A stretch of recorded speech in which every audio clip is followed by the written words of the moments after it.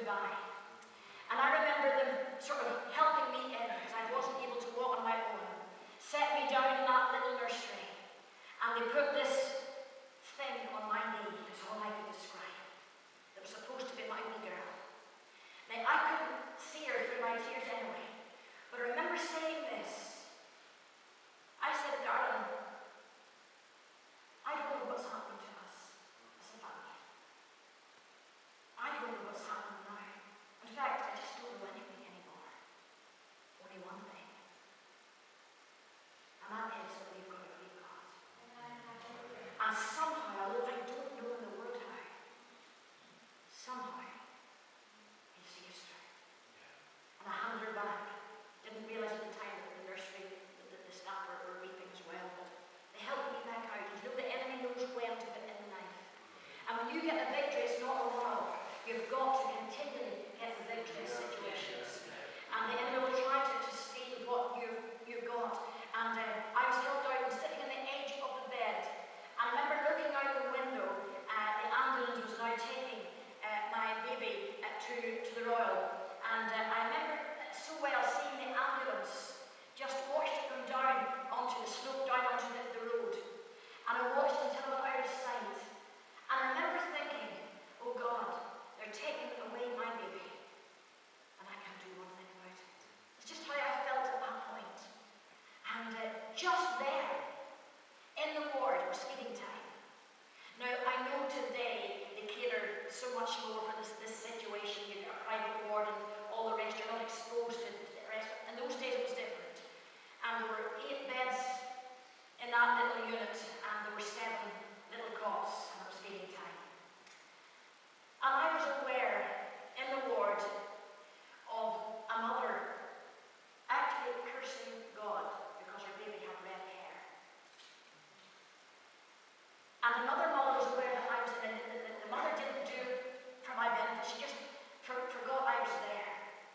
And the other mother was aware that I was out in the ward and the situation. She tried to make it better. I think maybe made it worse. And she said, but what have you against red hair? Now we know today that red hair, people are dyeing their hair red. It's the end thing. Since Fergie came along, it's just been the end thing. But in those days, you know how you could call names for red hair, if you're old enough to remember that. But my husband had red hair, so I was quite partial to red hair. My eldest girl Diane, has red hair. But it was the irony of it. And I remember looking across and seeing that little baby with every finger intact, with every hands, feet.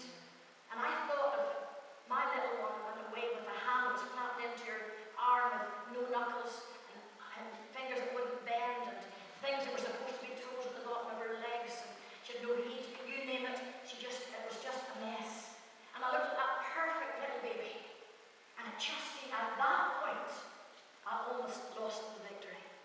And remember just, and the irony, the thing about it is that that night, her husband came in at listening time, and guess what?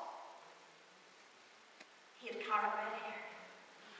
And she had said, whenever they asked why she was so against red hair, she said, we'll call him carrots at school.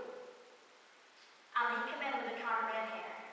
And let me tell you, lovely English people, that even Irish women know that if you don't want red-haired babies, you don't sleep with red-haired men. I mean, it ain't rocket science. And I have laughed about it since, but then I was all laughing because it just was so ironic. And at that moment, in me, I just started to say, it's not fair. Just at that moment when I saw the perfect baby and her name excuse, and I thought, oh God, it's just not. I was about to say fair. And I knew me, and I knew I was as capable of becoming bitter as anybody else. And I didn't want that. I didn't want to have a chip on my shoulder. And I found myself saying this instead of saying it's not fair. I said, it's not.